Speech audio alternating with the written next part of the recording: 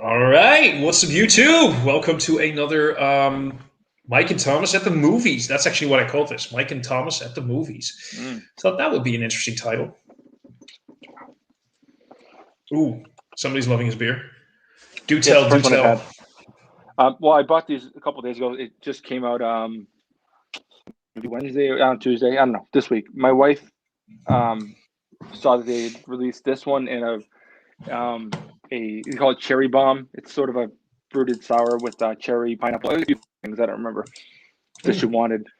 So I got the Stratosphere, and I got the Pilsner, and I got this as well. This I'll be drinking later. Aspect oriented, and you see I have an aspect oriented glass with the artwork. But this is nice. This is a Dippa with Strata. It's really, really good. Really good. Dippa. I always say Deepa for some weird reason. I don't usually say Dippa. I was just doing it to be silly. I honestly don't even play that. I don't play that game with double, triple IPA. I say Imperial IPA generally. Okay, so you're suave like that. That's right. There you go. But also because the whole triple IPA thing is a joke. Like, oh, the triple IPA. What makes a triple IPA? It is triple. Oh, you're dumb. It's IPA whatever. And Imperial IPA, and after that, you can kind of play your game. I'm the same, and there you go. I'm not even a big fan of the triple IPAs to begin with. So I drink them every now and then. But yeah.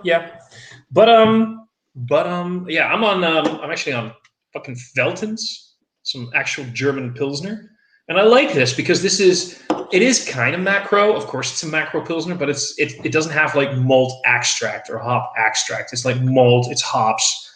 At least that's what it says on the can. Mm-hmm. So I appreciate it. It's like one of those nice crisp little lagers. But we're not here for beer. We're here for one of our movie reviews. Yeah. Or actually two movies we're going to talk about. Still the DCEU. We're still running through that. This is the last one.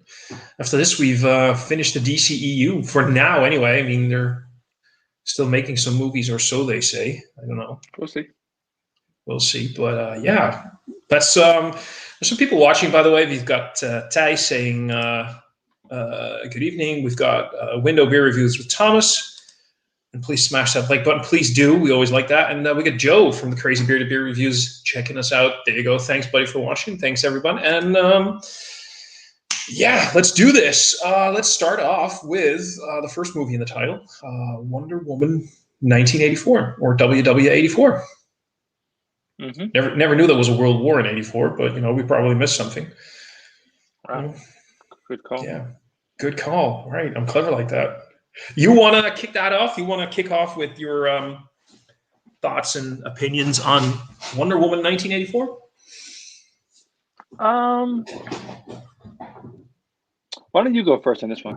I'm curious. I go first. Well, let me say first that I enjoyed it, as in it was an entertaining movie. I also felt it was lacking. I felt it was a bit unstructured, trying to be something that it really wasn't. I felt I've watched it twice. I really wanted to make sure I got a good base for this, this live stream. Both times that I watched it, I noticed that I tended to check messages on my phone, check out Facebook, saw if there was something going on. I felt myself not engaged by the movie, which had nothing to do. That's probably the first thing that I really need to say. When it comes to the four leads in this movie, Godot, Pine, Wig, and Pascal, all four of them really delivered a great performance. And they really did their parts spectacularly well. That was not my problem. It was just this movie felt, I don't know. The entire magic part, the entire gods part, don't know. It felt a little bit out there. Didn't really felt like it was part of the DCEU, the sort of universe that they tried to make. I felt I felt the biggest thing that really, really, really bugged me is that looking at her outings in Wonder Woman, Batman versus Superman, and what we can go back towards later, Justice League, especially the Snyder Cut version, which we're going to talk about later. Wonder Woman felt completely out of character here. To make a funny joke, her pining for Pine felt so out of character. This was 70 years after everything, almost 70 years after everything, and her being so incredibly hung up on this, for as old as she is, this infinitesimal part of her past felt so out of character and so wrong. Hmm. Hmm. I mean, I don't disagree with you on a whole lot, honestly. I thought the movie was serviceable. I liked it. I guess it's fine. My wife The did not. description. I was watching a little bit this morning, and she was just like, "What are you watching this shit for? That movie sucks." Like she was, she was very much like, "Fuck you." Oh, don't hide your opinion, please. Please be honest about your feelings. Yeah. I thought it was weirdly. I sort of thought that Patty was trying to make a. She was trying to make a movie that maybe doesn't work anymore. She was trying to make a movie that was. I felt it had a lot in common with like Superman 2 and 3. Like Nice. a Well little bit, said. a little bit like what the hell was it? Richard Lester type of a kind of a comedy superhero movie. But you know, one thing like that didn't bother me as much as maybe it should have, or I felt like it was almost like, you know, if you go and read like a comic book and the someone else takes over on the art and the story, and like it's still the same world, but it feels a little different. It's sort of kind of what it felt like. It felt like it was a new artist because everything looked a little different. It felt like it was a new writer. It felt like you were doing like how comics are sort of in continuity, but sort of kind of not. It felt like that a little bit to me. Which is interesting because, as far as I know, we've got the same director. I didn't check on if it was the same writer. I don't think it was. Probably not. But we got the same producers, It did I not feel think. like the same writers. No, What's that? I think we got the same producers, but this movie felt. It's interesting. This movie, I think that's the biggest thing. This movie completely did not connect to the first Wonder Woman, which is, I suppose, I sort of understand because they really. Oh, this is, by the way, something that for me is a big plus. If there was ever a movie made in the 2020s, because that's when it was made, that wanted to capture the spirit and the look of the 80s. There were some scenes in that movie. The ending scene. I'm just going to talk, by the way, before people are like, "Ooh, we're going to go for spoilers here." We're going to talk about detail, about plot, about what happens. The final sequence with Pedro Pascal's character. I even forgot his name already. Go figure. The character's name. I already forgot. Maxwell Lord. Thank you. Yeah. When he was standing in that device, in the machine, at the end, in that blue light, the set design, the camera angle, the lighting, almost even like the filter over everything, the sort of half grainy, that felt like it was literally straight out of a movie from the 80s.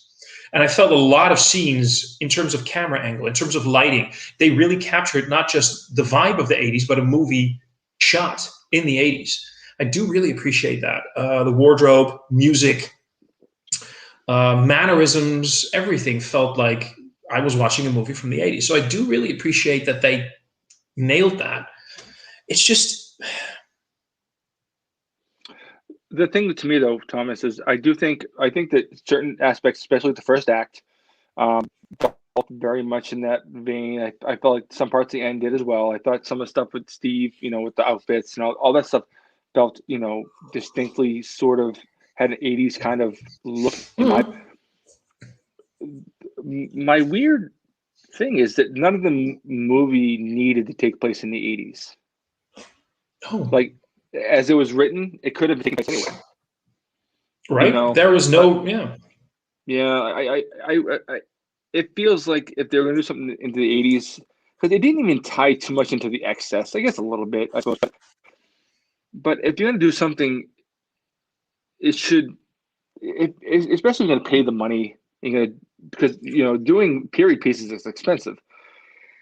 Money feels like your plot should tie directly into your time period, where, in theory, the story could have taken place at any time. Mhm.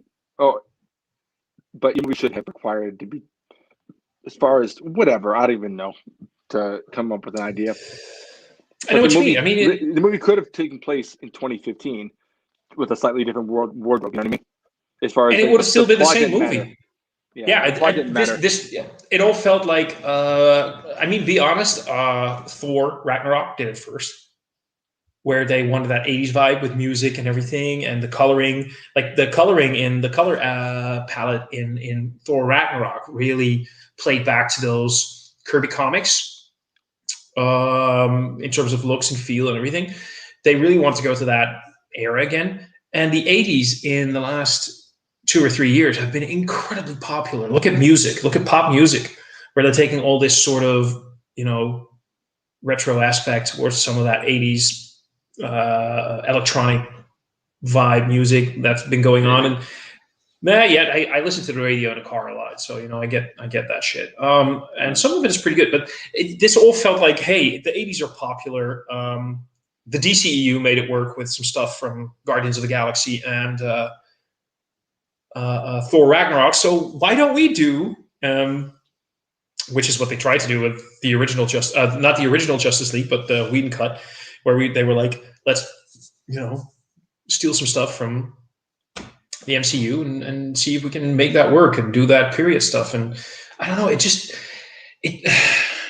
it felt so disconnected from Wonder Woman, and so many little things in this entire movie felt like that they were put there for awesomeness reasons. For example, the entire armor. What's the armor? The The Golden golden Eagle armor. armor. Yeah. She had her powers back at that point. Why did she need that armor? Except for it was a cool throwback to something from the comics. It was completely unnecessary. Yeah, I mean, I thought that was cool with Cheetah smashing and slashing it up and watching it shatter and breaking to pieces. That was kind of cool. It, Um, mm, I mean, it's a wardrobe change. I mean, is it necessary? Man, probably not. I mean, that's that's sort of been a thing in a lot of comic book movies where the final battle have a new outfit for no reason. You know. Um, yeah, I think that's the thing for a lot of this movie. I mean, Wonder Woman was never a huge comic here in the Netherlands, so I never really read any of it. Most of my knowledge from the Wonder Woman comics comes from reading things online. mhm. So things like the armor and pushing in the invisible jet. Like That was Wonder Woman once insane. had it was a beautiful visual. Again, it looked amazing. That's the thing I think with this movie. A lot of stuff looked amazing, and a lot of stuff was really funny. Steve's wardrobe scene Yeah. was hilarious. It was hilarious. It was funny, and we got to see all these weird things from the '80s in terms of fashion, and we're all laughing at it right now. And it was completely fucking unnecessary. Hmm. Except for let's push it in there because we've got a gag to run, or we got some throwback to run, we got something we want to put in there that connects to either the '80s or the comics. It felt, I don't know. And then the storyline itself, the wishing and wanting more and more and more, felt a little bit like a forced, I don't know, perspective on It our. felt a little bit to me like kind of like little screwball kind of it was it seemed like some of it was played for kind of laughs. It was more of Mhm. like sort of screwball comedy kind of a deal. It definitely it reminded me a lot of Superman 3, honestly, as far as a lot of the tone, a lot of the not so much like the plot and the ideas, but visually it looked a lot like it. It looked like I think Patty had something like I think maybe her father died. I mean, he did. I don't, but I don't know. He was a pilot, I think, but I think that his when he died, she took solace in like Superman 2 or 3. She took like that was a major part of her sort of weird connection to her father, or, so I think she's a lot of ties to that type of movie, and she really wanted to do it. I don't know if maybe this is the right property to do it with. I mean, usually a huge download and whatever. It's streamed a lot, so obviously it was somewhat effective. But I feel like there were certain decisions made because Patty wanted them, not because they were necessarily the best choice for the film. I find it right now very difficult to see and decide and feel and believe what was the director's choice, what was the writer's choice, what was the producer's choice, and what was the studio's choice. I mean, in the last few months, a lot of stuff has been revealed about how the development of the DCEU and how the studios are involved in a lot of things and what's going on. And I find it like what in this movie came from Patty, what in this movie came from the writers, the producers, like I just said. I find that a little bit difficult at the moment to see what's I feel what. like this is probably pretty close to Patty's vision.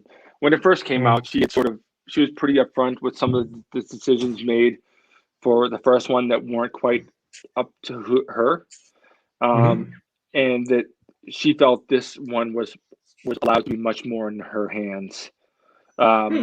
She didn't have, like, if she wasn't going to be so forward about other sort of issues she had, it just feels. I feel like this is probably pretty close to her vision. Which is kind of interesting because when you look at Man of Steel, Batman versus Superman, and we're going to talk about this one later, the Snyder cut, when you look at the first Wonder Woman, that movie actually falls into line with that general vibe of a coherent experience than this one does. Yeah, much more like a cohesive image. And I kind of see where you're coming from, where that would imply that Wonder Woman, the first Wonder Woman, was a lot less of a Patty Jenkins movie, and this one a lot more. Yeah. I think that the studio. I know. Don't quote me on this. We're having a discussion. This is almost like a talk at a bar. We're just talking. But I think that's what we're doing here. That's exactly what this is. We're just two guys yapping about movies that we like. Yeah. While we drink craft beer. Well, beer. Yeah. Anyway. Yeah, but I did see something somewhere. I didn't trace it back because I don't know. When I'm on Twitter, I just flip through. I don't ever research anything, but it does seem. I think the Patty studio anyway wanted the No Man's Land section removed allegedly, and that Patty had a different ending in mind. But they wanted the big battle with Ares, like in that sort of big special effects laden battle. So yeah, interesting. I don't know. I feel like No Man's Land is like the centerpiece of that movie. Without that piece, that movie doesn't work. That's funny because the entire end scene with the No Man's Land section I really loved. Yep. And it's the end sequence with Ares, the battle, that kind of threw me off because that's where the movie sort of started to feel.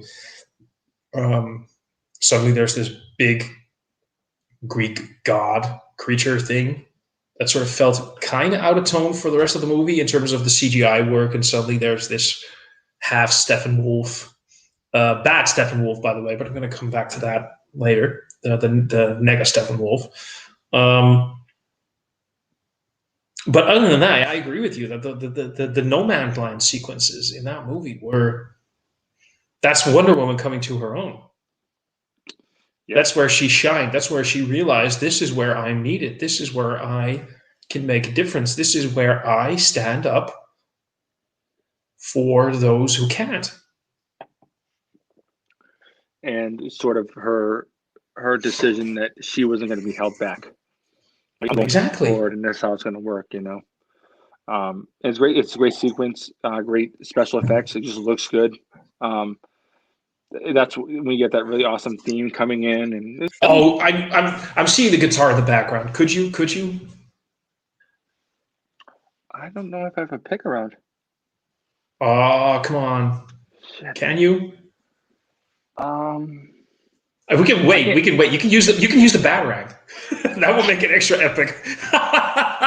In case you guys don't know, Mike has the. Oh, you should also show that, by the way, because Mike is the most beautiful nerd that I know. He is amazing, and he has the most beautiful thing on his desk. But first, this. I'm gonna try playing with a quarter. I don't know if it's gonna work. Okay. Let me make sure I remember how to do this. Hold on. Yeah. This isn't working. I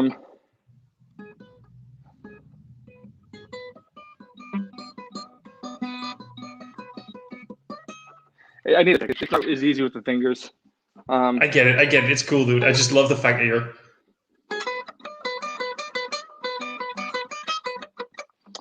I'm trying with a quarter here. Yes. I know. It's awesome. I just love the fact that you're even trying. It's cool. I do play with guitar with my fingers mostly, but not for like kind of shreddy or fast stuff.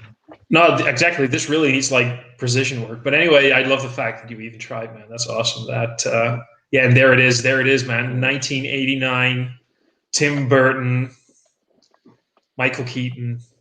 Oh, by the way, quick side note there. I am super stoked about the concept of Michael Keaton returning as Bruce Wayne Batman for. And he's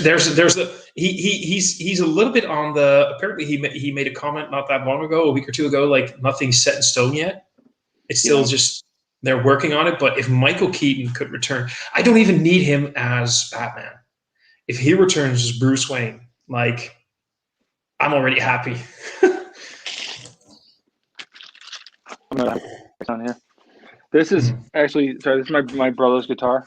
So okay. This is, my guitars are. This is sort of a little office for us, but because we've been working from home a lot. His piano, his keyboards back there, his electronic drum kit's right behind me.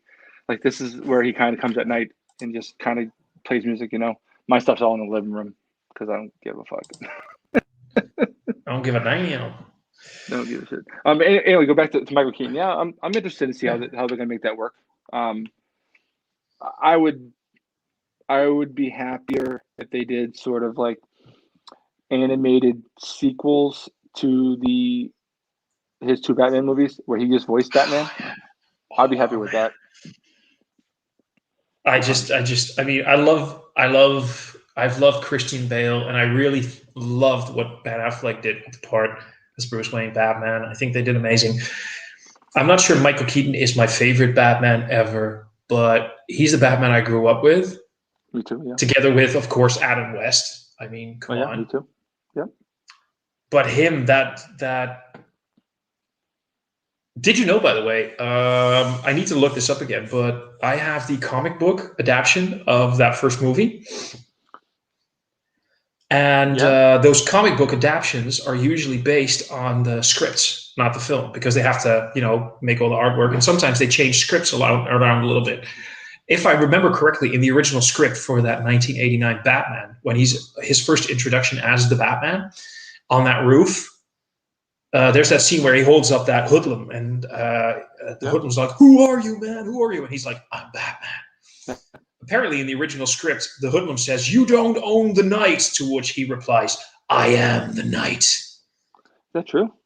If that's true, I need to Google that if that's true, because that's how it is scripted in that comic, which are usually, like I told you, based on the original script. So if that's true, that would have been epic to hear that voice going, "I am the night."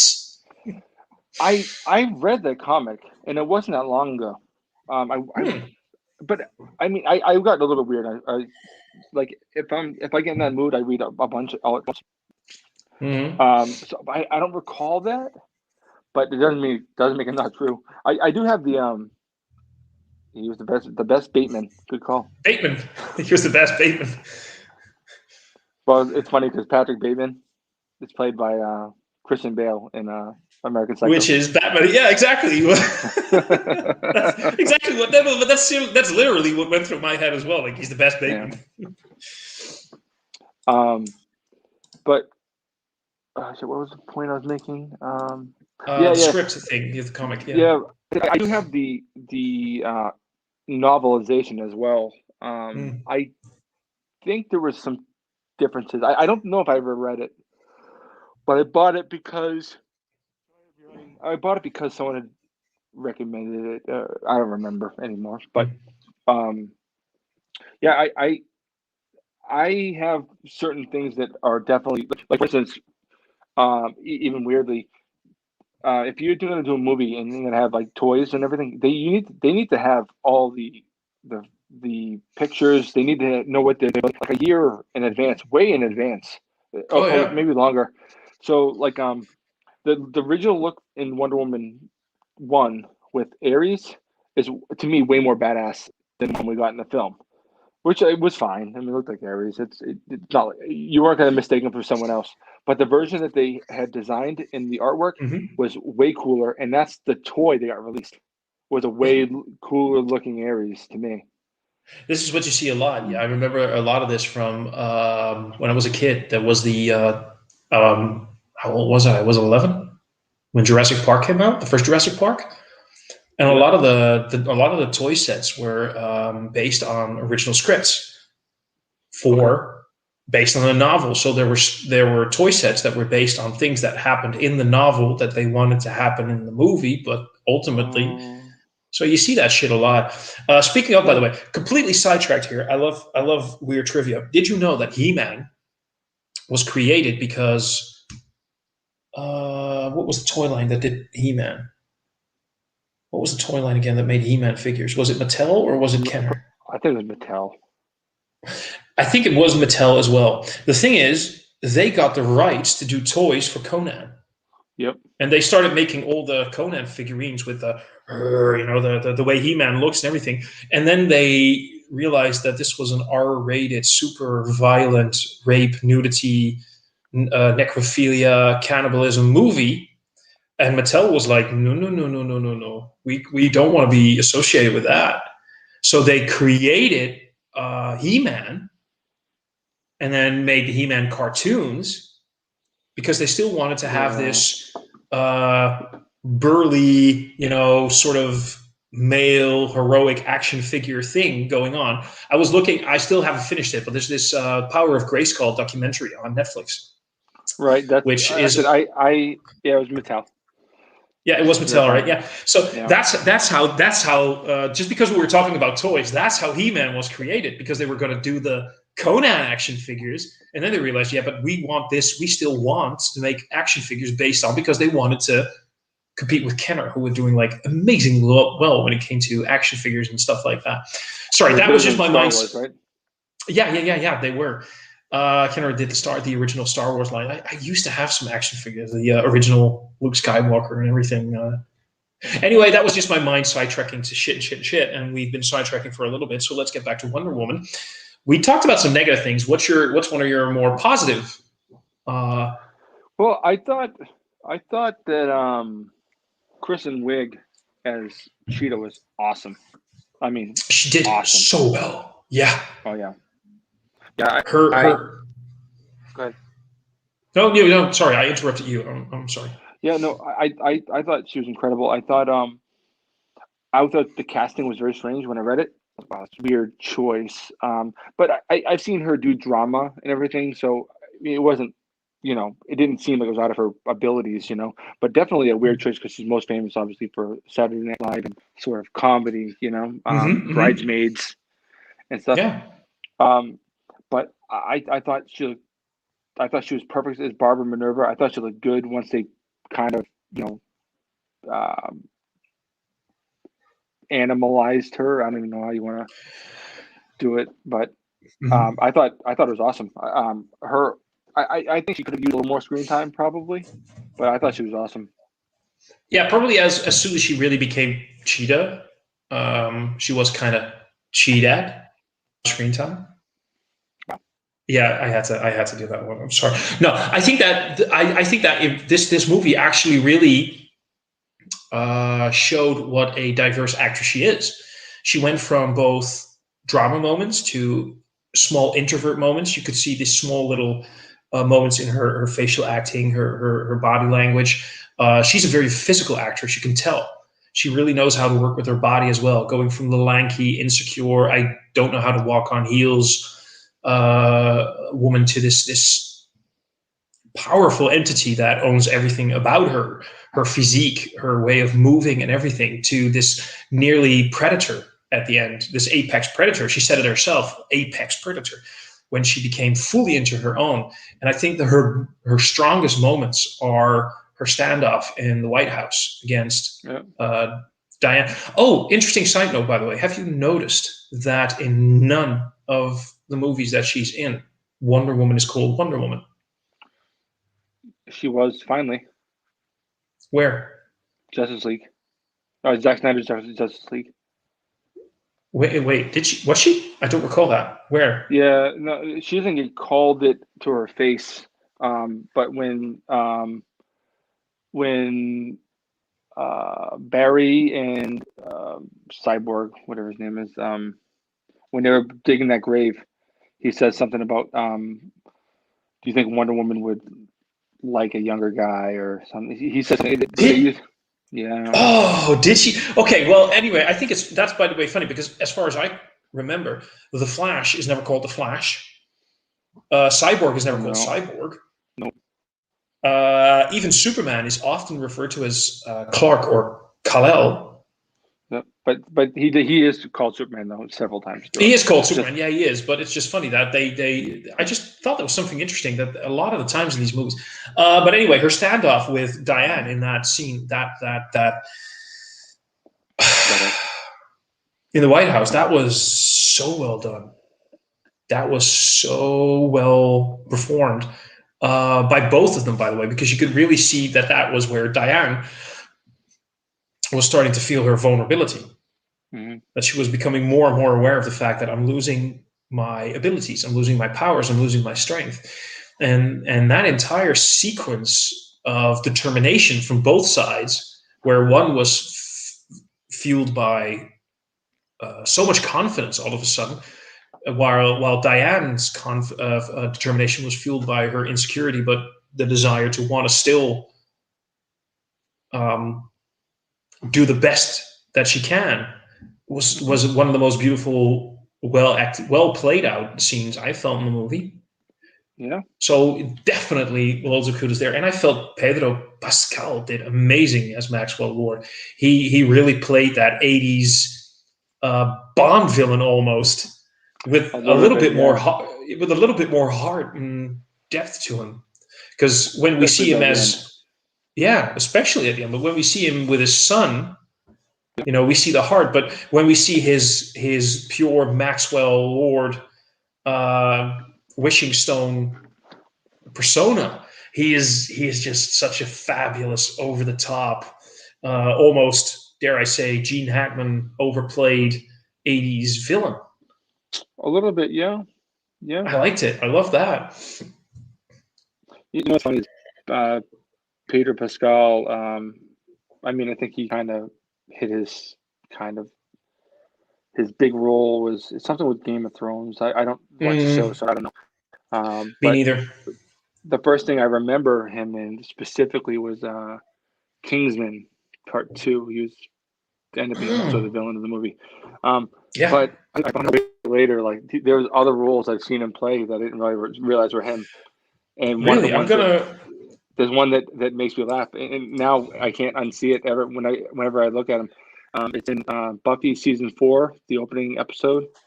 He plays Eddie, who helps. If you look up Buffy Eddie or something, it'll show him. I'm checking out Pedro Pascal right now as an actor, because I want to see what I know him of, and I'm checking out the Buffy episode 4. Eddie the freshman. Freshman, yep. Season 4, episode 1. He plays Eddie, who she she bumps into him somewhere, like on the campus, and they chat and they walk away, or whatever. And then they separate. He gets killed. Yeah. And later when she sees him, he's a vampire and stuff. But it's really funny that he's just a goofy freshman. And I was like, this. And once you realize it's Peter Pascal, you can't see it. It's really funny. So, I need to look this up. Are you aware, by the way, that this is not his first Wonder Woman role? No, he played on the TV show as well. Well, the show didn't get picked up. The show didn't get picked up. There was only one episode. Yeah. I just noticed that. I'm checking out his IMDb, and there's a lot of shows that I have seen episodes of, and I'm just trying to find out the biggest thing that I know him from. And for me, of course, well, Game of Thrones, I know that he was in there, but I never watched Game of Thrones because honestly, I watched the first 2 seasons, and during season 2, I already lost interest. I'm just sorry. That was just that. Maybe I'm an asshole, but I just never thought that was a good show. And of course, I know him from The Mandalorian. Oh, of course, yeah. Which makes sense. But yeah, I felt he did an amazing thing in that movie. In this movie, I thought he did. I think it's fine. I think he did well with the material that was given him. That's not really kind of the Maxwell Lord that I know that well. I guess I'm not a huge Maxwell Lord guy. I only know him through little bits. Because I mean, I like comics now and then, but I'm not a really huge reader. I read more history and stuff. A lot of reading is like Roman history and like old timey stuff. It's not really necessarily comics all the time. Although I did, like this week, I did read The Long Halloween. I never read that before. I read the whole thing. What did you read? The Long Halloween, which is a Batman comic. But because they're doing an animated version of that, aren't they? Yeah, so it's like 13 issues. I literally got on my stationary bike and I was just flipping through it, reading it while I was on my bike. It's pretty great. So but I like that. So Maxwell Lord is not a character I know all that well. I know him sort of like a rich asshole. You know, that's how I really kind of know him. He's a comic book character though. Yeah. Oh yeah. Okay. The only thing I have, not the only thing, that's a lie. The major thing I have with this is, sometimes they say movies have too many villains, and this one maybe have too many villains, but I felt like what they could have had Barbara do more. I feel like I wanted, not that it's what I wanted, and it's what I wanted. I just felt like I would have liked to see a movie where Barbara Minerva was the villain, like the villain. I wanted my Wonder Woman Cheetah movie where it was like the last act was all Wonder Woman, all Cheetah. That's what I wanted to see. No, but I agree, because for me, I always was under the impression when I saw the first trailers and everything for this movie is this was a Wonder Woman versus Cheetah movie, and that the Maxwell Lord part was more, was smaller. I was never aware that this entire movie was more about Maxwell Lord as a villain, or maybe even when you think about it, this movie was the villain in this movie. And maybe that's kind of the message here. It was the greed of mankind. Yeah, I think that was actually supposed to be. That's kind of the But I wanted Barbara Minerva and Wonder Woman, so they're maybe that's the biggest flaw that this movie has. That it wanted to be. I still fucking love this beer, man. I still fucking love this beer. Oh, by the way, somebody was asking. What is everyone drinking? Joe was asking, what's everyone drinking? Right now I'm on this. It's a Gulpener. It's their Witbier Korenwolf with, what's in it? Everything. Water, barley malt, wheat malt, rye, spelt, hop, elderflower blossom, coriander, cilantro for you guys, and curacao orange peel. There you go. And you are drinking? Coriander. Hold on, coriander. Yeah. Is that what you guys would call cilantro? So I think what you guys do for us, any form of. So when we have leaves, the leaves and the stems and everything, the fresh stuff, We call that cilantro. coriander. Yeah, that's what you guys call cilantro. Cilantro, eh? When we have the seeds and the ground up stuff, we call it coriander as well. And I think that's what you guys call coriander. Yeah, we definitely call it the seeds and the ground sort of spice, whatever. We call that coriander, and we call the leaves cilantro. But that's because of Mexico, because of Spanish. Exactly. Mexico. So for us both, and I think, if you get a beer that says coriander in it, how do you know if they're talking about the leaves or the seeds? Because they are distinctly different flavors. Yeah, for us, I'm 99% sure that when in a beer like this they use either the seeds or the ground stuff. Oh wow! Okay. Never knew this camera was so dented. Look at that. Uh-oh, no good. No good. The entire beer is wrong now. No, it's for beers they usually use the ground up stuff or the seeds because the fresh stuff just it's way too overpowering in any kind of beer. I mean, just look at you only need the smallest hint of some fresh coriander and it can already overpower any meal. So it's probably not for me. Well, overpower as in I love it. I can't get enough of it, but yeah, for a lot of people it can overpower. I'm one of those guys. I mean, I know you as a foodie as well. You're a spice slut just like I am. Yeah, but if I go to a Mexican restaurant and I order like the tableside guacamole where they make it in front of you, like they'll put like a pinch of cilantro. I'm like, keep going, keep going. Like if I get home with 2 avocados, I'm not even joking. I shit you not. I will use an entire bunch of cilantro. And like please my wife will she cuts off the leaves and chops the leaves. I take the whole thing except for the bottom of the stems. The bottom. I'll take the top half of the stems, all leaves. I rough chop them and I throw them in an entire bunch with 2 avocados. Mine is out of control with cilantro. I already need your guacamole. So when I get some fresh, I love how these talks always go all the way our live streams. We have 0 viewers by the way right now. That's funny. I don't care. So when I get fresh coriander, cilantro, I take the leaves and everything for some presentation on top, or I'll throw it in like a curry at the end, like the last 5 minutes. I'll throw it in. But what I do is when I make my homemade curry paste, and I'll probably get a lot of flake for this. Flack. I'll get a lot of flack for this. I love to take the stems and use those in the base of when I start frying off I either put them in the curry paste or I just chop them up finely and I put them when I saute my onions and garlic, and I'll do that for stir fries. I'll do that for curries. I'll do that for hi Sean. Hello, lovely. No, but that's what I like to do. You want to, dude, you want to join in? Come on, you get in here. You have access to the StreamYard. Get in here, dude. Fucking do it. That would be amazing. I'd love that. We could talk about because we should start heading out of this Wonder Woman movie and head towards Justice League.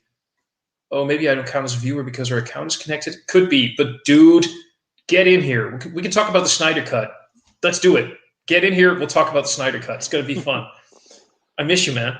But yeah, I do that with basil. I say basil because I don't know, but I do that with basil as well. If I make tomato sauces, I'll keep the leaves for like either garnish at the end or throw them in for the last few minutes. But I'll take the stems and I'll throw it in with sauteing my onions and my garlic and whatever. I'll put all of it in there. Parsley, same thing. It just adds so much more depth of flavor to the base of your sauce or your curry or your stir fry or whatever. That should be the goal of herbs and stuff, right? Add more dimension, more depth, Right? Totally. Yeah. So while we're waiting for Sean to get in here, do you have anything more to say on Wonder Woman? He's coming. If he isn't, I'm going to call him. I feel like we were a little hard on the movie in general. But the thing is, to talk about the negative stuff's more fun, right? Because we didn't talk about Chris Pine at all. Chris Pine was good in this movie. Chris Pine it was so much fun seeing him react to 70. Maybe that was the biggest goal of putting this movie in the 80s because they wanted to put Chris Pine back in there. If they just had 10 years gone by, it wouldn't have been that much different for him. No. And maybe it was that. That's why it was so much fun putting it in the 80s. Because suddenly we see how the world has changed. I mean, look at when you really realistically look at it. By the time Wonder Woman ends, the first one, we're in 2017, 2018. Was it set in 2019? Sorry, 1918. 1918. Yeah. The Wright brothers had only put up their first flight a few years before. Right? Yeah. He's a pilot, but flying was just so new. Technology was so new. Yeah. And suddenly we've gone from this moment where his character, Trevor, was one of the first pilots ever, basically, to a point where humans went to the moon.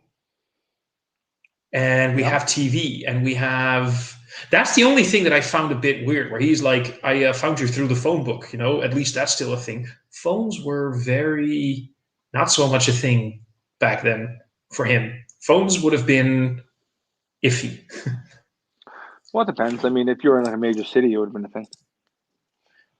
Maybe. Alexander Graham Bell invented the phone, 1860 or something, Yeah, but... I sent a message to Sean that he needs to get in here. I don't know if he's still watching. I just got very close to the camera. I'm sorry. When was the telephone invented? In 1876. But I'm not sure if it was such a in 1918. Would it have really been such a common thing? I don't know.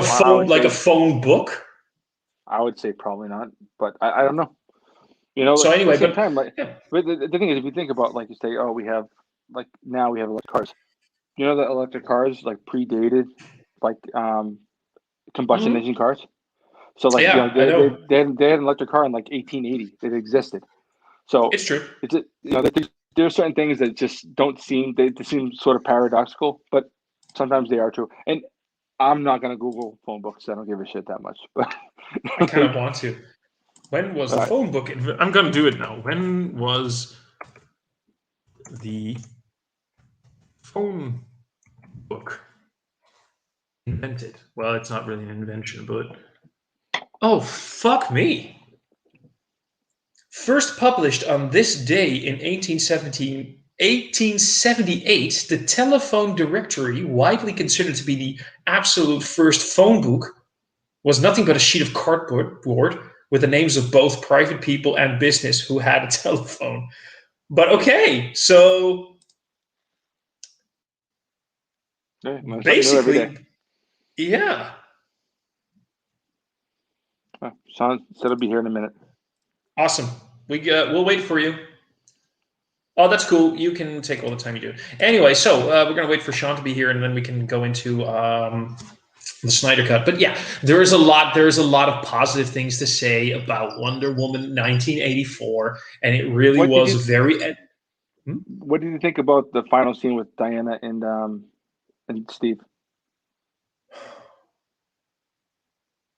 It felt both very real. Okay, so I guess the dialogue felt a little bit choppy, especially him going there's so many more other guys out there and you will fall in love again. And I know that the intent of the dialogue was true, but it felt a bit choppy. What I loved about it is she finally got to say goodbye. Yeah, but I also felt like it was Gal Gadot is getting a lot better at acting with emotion. She looked genuinely upset. Oh, come on. That was, and especially their interactions, the way they grabbed each other's heads and I mean, this is going to sound weird, but for anybody who's been through emotional distress when a relationship ends, especially in a rough way, that's how you describe. You want to hold on, you want to grab, you want to, and this is where you want to hold. This is where you want to hold tight, because the face, that's where you see this person. That's who this person is, and that's where you want to. Hey, buddy. Hey, girl. Hey, what's going on? Hey, beautiful. Yeah, pretty good, man. How are you? Nice. I'm doing fantastic. It's a lovely Sunday. I'm about to finish that 15% stout I was mentioning earlier. So yeah, like the tiny little bottle, you cheap date you are. But I love you. I love you too. I feel like I'm in the wrong place here. Wait, I need to. Yeah, I need to be in the middle of you two. There you go. That's not weird. I need my manwich. I think I need to move over more. The camera's like. A little bit. So hey, yeah, we just finished discussing, we're ending our talk about Wonder Woman 1984. Do you want to chime in on that movie, or are you like, let's just go to the Snyder Cut? I caught the tail end. The only thing I'll say is I agree with the Cheetah stuff. I feel like it was sort of marketed that she was going to be like the main villain, and they did market Maxwell Lord to be there for that kind of in a villain role too. But I feel like the marketing was a little deceiving, and I would have liked to see more. But that's really all I wanted to say. So, yeah, like me, you cut. felt a little, felt a little bit cheated. I'm leaving. I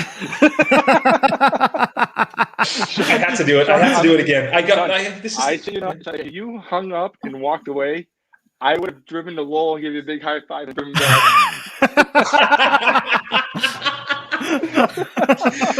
Oh man, no. But by the way, does this still work, or does this work better? That works. It doesn't matter. I'm just going to be really far in that case.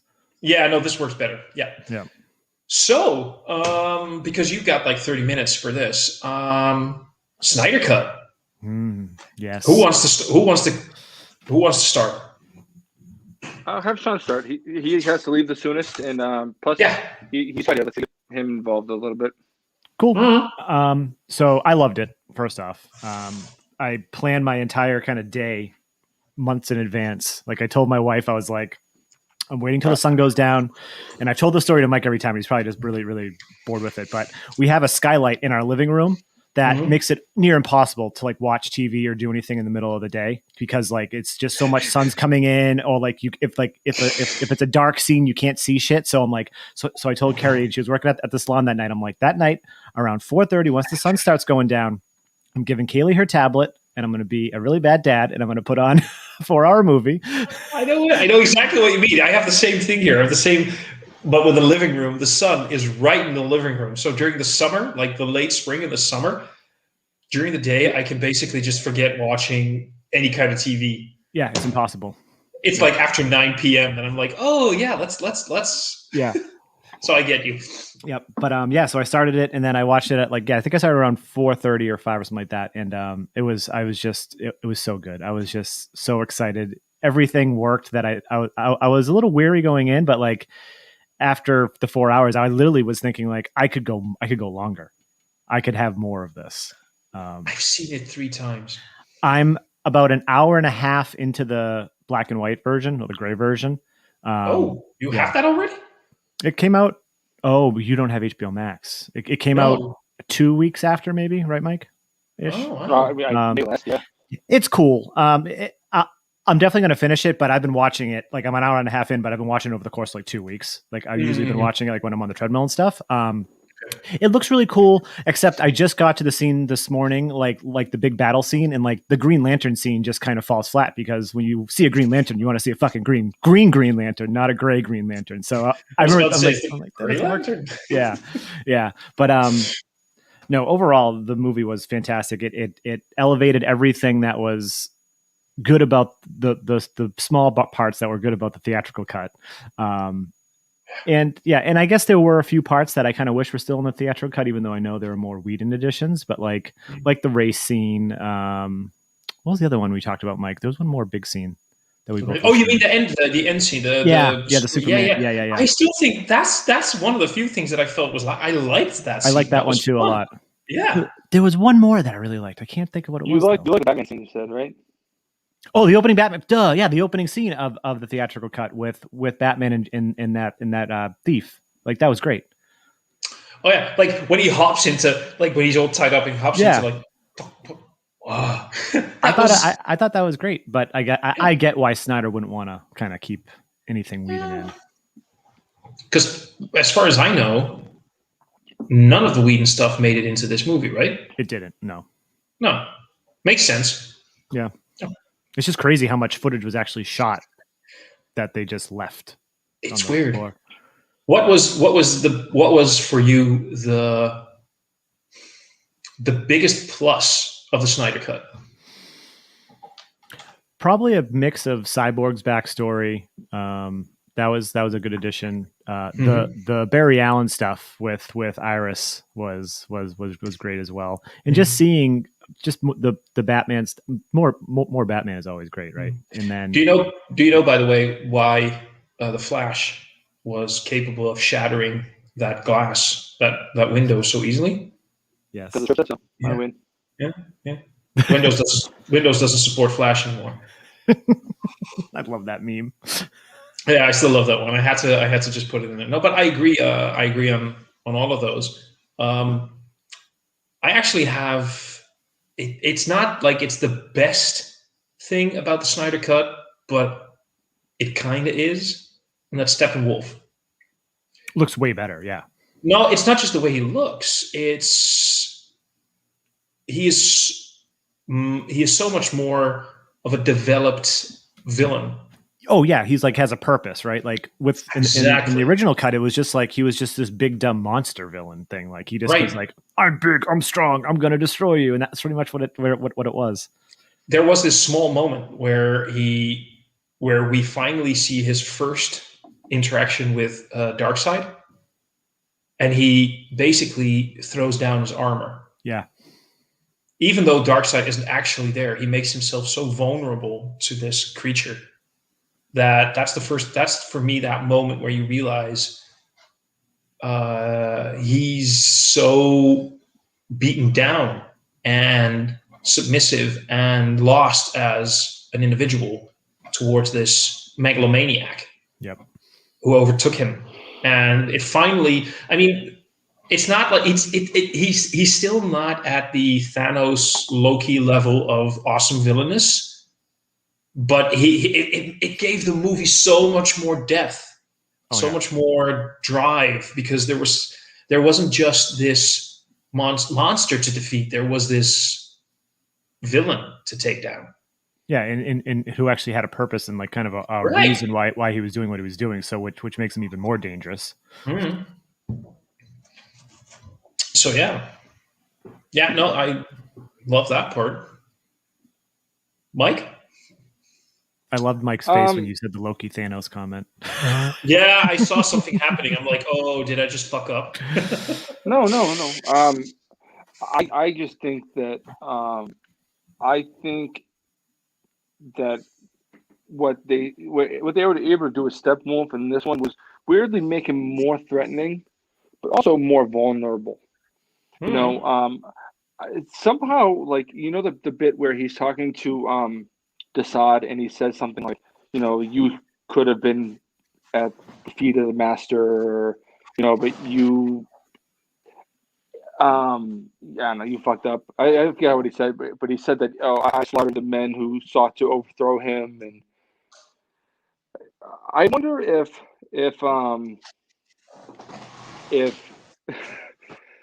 Steppenwolf was sort of like the what's the word for it? The Fredo of that family, you know? The Fredo? Help me out here, because Fredo from Godfather. Godfather. Oh, I haven't seen Godfather in God knows how long. I thought you were about to say I haven't seen Godfather. I have seen. So the last time I saw Godfather,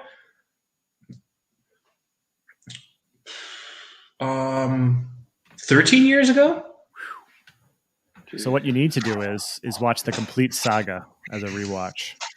Mike and I have actually been talking about this, so maybe this is something that we can do for the three of us. We can all watch The Godfather and do a It live had to stream. be. Yeah, I think it took us 3 weeks. We were the thing Sean is talking about in Oh. particular is basically what they did is they took Godfather 1 and 2 and they put all the footage in chronological order because Godfather 2 is like some stuff before Godfather and some stuff after Godfather, you know. Mhm. So what this did is it's stuff all before, and then Godfather, then all the post Godfather stuff, and they did it in chronological order, but also it added footage. So it wasn't in either of the theatrical cuts. Okay, that could be tricky for me because I think for me legally I can only see like the theatrical editions of 1, 2, and 3. So no. Now that's the thing. The thing is, we can't see it either. Sean I can get you a copy of it. a dirty little thief. Ooh, And dirty. Is it thieving if like they don't have it anywhere? Like I would gladly buy it.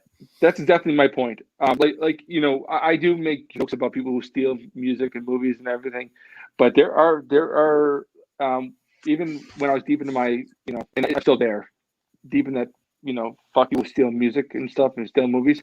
There's a couple of things I did have to Pirate Bay, is that the one, right? Yeah. I had to do that because there were certain like albums that didn't exist anymore for purchase or certain things you couldn't get anymore. I was like, well, if they want to sell them, I'll buy them. They're not going to get it, sell them. I'm going to get them anyway. Yeah. And some of the stuff is some weird like Oasis stuff that you just can't get in stores. And actually, you kind of can now, but back in 2005 you couldn't. So yeah, but this cut is what 7 hours and 40 minutes of the Godfather the saga. Yeah. I think we watched it 2 hours at a time. Yeah, we watched 2-hour chunks. Yeah, so maybe it was 4 weeks. So what we could do is we do this. This would probably be like a 2-month project. We watch all of that, and then we watch the new cut of Godfather 3, which I still haven't watched yet. Me neither. I have not seen that yet. I promised. Sean and I talked about it months ago that we got to watch it together, and we still haven't. Yeah. It's like I want to watch it, but it's like. It's Godfather 3. It's one of those things like, okay, so it's new and improved, but what are you going to new and improve on something that wasn't that great to begin with? Wasn't that good at all. And it's not like really overstayed. And it's not like they had 4 hours of footage like they do with the Snyder cut. Just exactly. So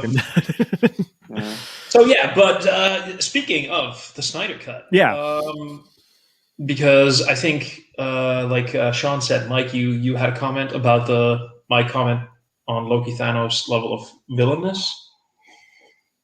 No, I just didn't think it was necessarily like an apt descriptor. I feel like. Well, sorry. No. It's not. It's not. I'm joking. Yeah. I feel like Loki, even though he is villainous. They really turned him to a big time into an anti-hero, like for large parts of Thor 2, he was somewhat heroic. For Thor Ragnarok, he was definitely an anti-hero for sure. And then the beginning of whatever fucking terrible Marvel movie he was killed in, he was heroic in that little bit. I'm not even going to go there. Yeah, and let's be honest, when we do see him as a full outright villain in the first Avengers movie, he is basically under control by the Infinity Stone. Right. Which one was it again? It was the Mind Stone. The Mind Stone. He was basically under control of the Mind Stone. I don't think he was under the control of it, was he? Well, influence. Let's say influence, not control. Influence. Maybe. Honestly, to me, like the best use of Loki completely ever was in Avengers. He was used better than he was in any in Thor 1 and 2. To me, he was very well in Thor Ragnarok, though. To be fair, he was amazing in Thor Ragnarok. And it's not that he was bad either in Thor and Thor 2 either, but just like the full on in Avengers was awesome. He was awesome. Thor 2 has the best Loki moment ever.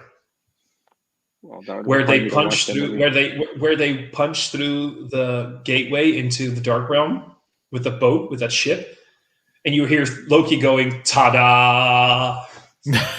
I haven't seen that movie in so long. I don't remember. Go for it. Trust me. I still don't. You don't see Loki. You don't even see you don't see his face or whatever. So they had to do a voiceover for that. But as soon as he punches through that gateway and they end up in the Dark Realm, you hear Loki go, "Ta-da!" And that's just beautiful. That is my favorite Loki moment ever. And you don't actually see Loki. You just hear that sarcastic Tom Hiddleston. I don't know. I still love it. My favorite Loki moment, hands down, isn't even Tom Hiddleston. It's Anthony Hopkins. Oh, No, Anthony Hopkins when he says shit in Thor 3 when he the Thor's on his way back or whatever. And yeah. Shit. Shit, that was beautiful. That was shit. I love that one too. Okay, but we keep getting. I know this always happens. And that's beautiful. That's not a problem. But because you are on limited time, you're on borrowed time. Actually, let me get to my Fredo comment real quick. Yeah. I wonder if because Sean's more familiar with Godfather apparently, but Fredo basically he ends up inadvertently betraying Michael. I mean, betrayed him or whatever, but it wasn't like deliberate. He just was duped because he's dumb, and but he's trying to get back into Michael's good graces because he didn't do it on purpose. He just screwed up. I wonder if that's what happened with Steppenwolf because he's just like Desaad, let me come home. He's not that clever. Oh yeah, no. Even though he has a purpose, then he's still a big kind of dumb brute. Yeah, that's what I'm saying. I wonder if he is basically like if he's somewhere between Luca Brasi and Fredo. So Luca Brasi, man, he wasn't the. Yeah, very smart. No, but I see that's a good point. I see what you mean. But yeah, that's what I wonder if that's. I mean, I don't know what they're going to do, and I guess I don't care either. But I see what you mean though. But I just don't think. Sorry, yeah. I don't think necessarily that he didn't. I don't think he tried to take over the throne. I think he was like having some beers with some buddies. Like, yeah, my nephew Darkseid, he has his doors open at night. And then someone like I think he was just stupid.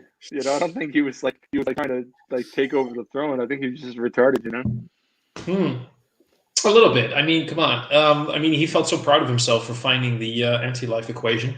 Which is, by the way, all that that's actually a thing that is suddenly in the anti-life is suddenly a thing in the Arrowverse apparently as well. Oh really? Yeah, apparently that's a thing going on right now. Suddenly they're talking about anti-life there as well, which I'm kind of curious about because I never knew. Like I said, comics here in the Netherlands, the DC comics, they exist and we can buy them, but they're not as mainstream.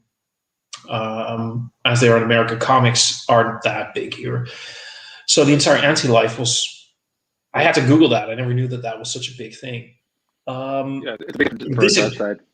Yeah, but this again, talking about, okay, because we're going everywhere. Let's talk about what Sean mentioned earlier before we go into the entire anti-life thing. All the backstory suddenly for Barry Allen, for Victor, wasn't it? Yep, Victor Stone. Victor Stone. Suddenly Silas himself. Suddenly Silas is not just this background character who we see in one or two scenes. Mm-hmm.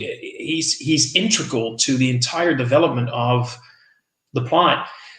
This entire movie just suddenly proved that they were trying to make a very connected, developed DCEU, which got sidetracked by producers. And the development in characters like Flash, like Cyborg, but not even that. Honestly, when you look at the Whedon cut, it's basically Batman versus Superman Part 2. Yeah, it's mostly about Batman and Superman. And I don't feel like I feel like that Zack Snyder's Justice League is a more BVS Part 2 to me. Really? Well, maybe a sequel towards that. But what I meant is that the Whedon cut is basically only about Batman and Superman again, and the rest are just sort of. They had to get it done in 2 hours.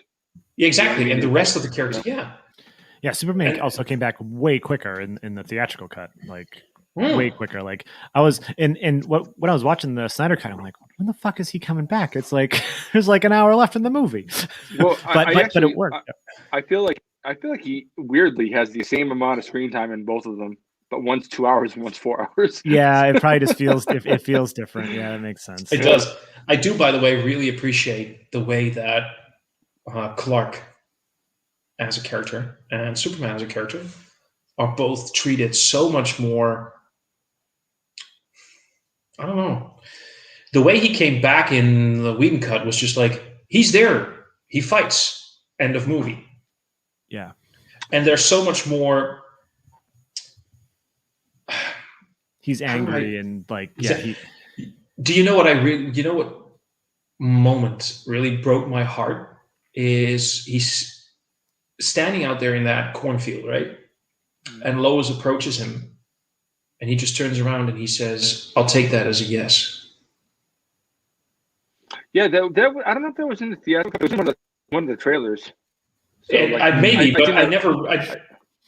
yeah, sorry. You know, I'd seen that movie, that scene before. I'm pretty sure it was in one of the earlier trailers. And it was could be. Yeah. All I know is that little moment really, it worked towards establishing Clark is back. Not just Superman is back and he's fighting. No, Clark is back because he notices the ring on her finger.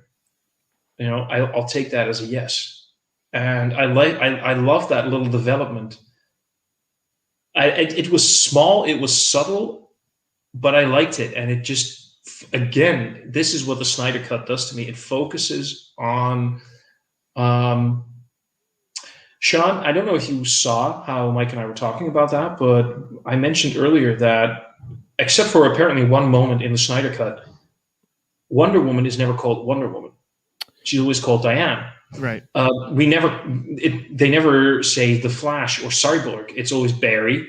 It's always Victor. They often say words like Clark or Kal-El and Bruce instead of Batman and Superman. Although Batman and Superman are referenced a lot more in there. Right. You know, because they're established at that point. They're exactly. Like the Flash and Wonder Woman, was Wonder Woman ever called Wonder Woman in? According to Mike, she was called Wonder Woman in the Snyder Cut, and that's it. Where was she called Wonder Woman? When they were digging up Clark. Oh, right. When Barry and Cyborg and Victor are talking. Yeah. Right. Apparently, I don't recall that either. But there's so much going on in this movie, which would make sense because she's established, right? So she's established. Batman's established. Superman's established. The Flash is sort of not, right? So maybe he doesn't even have maybe he doesn't even have a name yet. Like maybe he's not even literally called the Flash yet. Like no one's given him a nickname or whatever. And then Aquaman, they took that out from the Whedon cut, so he never even calls him the Aquaman, right? So yeah, I'm actually not even convinced that was a Whedon shot. Honestly, I think that certain things were cut. Like just because Whedon used a scene doesn't mean that Zach had to use that scene. Oh no, 100%. Like I'm sure that scene was shot like 15 million different ways. You know what I mean? They have it. So like, because, and it looked pretty much the same. Like if you, I didn't go back and like, with the magnifying glass, but like, it looked like the same, it's just an alternate take. Right. Yeah. But my point being was that I loved how this movie, again, the Snyder Cut focuses a lot on the resurrection of Clark and not just bringing back Superman. Mm-hmm. I like that. Oh, by the way, quick question. What do you guys think of because this is something this is a pet peeve of mine. What did you guys think of the black suit? I liked it. And what I didn't realize was they didn't actually make the black suit. Thank you. That was super interesting. That's my pet peeve. Well, I don't care though, because it looked great. Like I don't care, but this is the one pet peeve that I have that Zack Snyder kept saying, this is the movie that I wanted to make, but apparently he never intended on the black suit. That is only something that he came up with afterwards, that he was like, shit, I wanted to have the black suit. So that's the only. Did you know there was an article that he said the special effects like director or whatever found a way when they were filming it that they knew that in post they could reverse the colors to make it black because so they did it that way so that when the suit didn't have to build a new suit. the studio fucked them over, that if they didn't fuck them over, they could have switched it to a black suit. Okay. Because otherwise, so it was always like, there. okay. It was always there. I like the black suit, by the way, because it makes sense for a lot of reasons, theme wise, but also the absorption of light from the sun. Yep. So much better in a black suit. The only thing the only weird issue I have with the black suit is the end part where he takes his shirt apart, and that's that should have been blue and I was red. like, what? Why didn't he switch? Why isn't he switching? Yeah, I kind of hoped he would have gone back to the original, the OG, but yeah. And what really intrigued me about the Snyder cut is what would the Aquaman movie have been like if this is the movie that we got before Aquaman? I think it would have been the same. In terms of not just story-wise or whatever, I mean the way it looks, the way Atlantis looks and everything, the way the characters look and behave. Yeah, no, it would have been the same. Apparently, James Wan had gone to Zach and said, hey, "This is what I want to do." And Zach's like, "Ah, it's your movie. Fuck it." Like he wasn't that concerned about the sort of the visual continuity. Okay. I do wonder if Juan wasn't a fan of the accent of Mira, and so he requested when Joss did his reshoots that she had an American accent. I want that to happen. Maybe. Could be. It's just interesting because a few days ago, this article was released by the writer of the Justice League movie.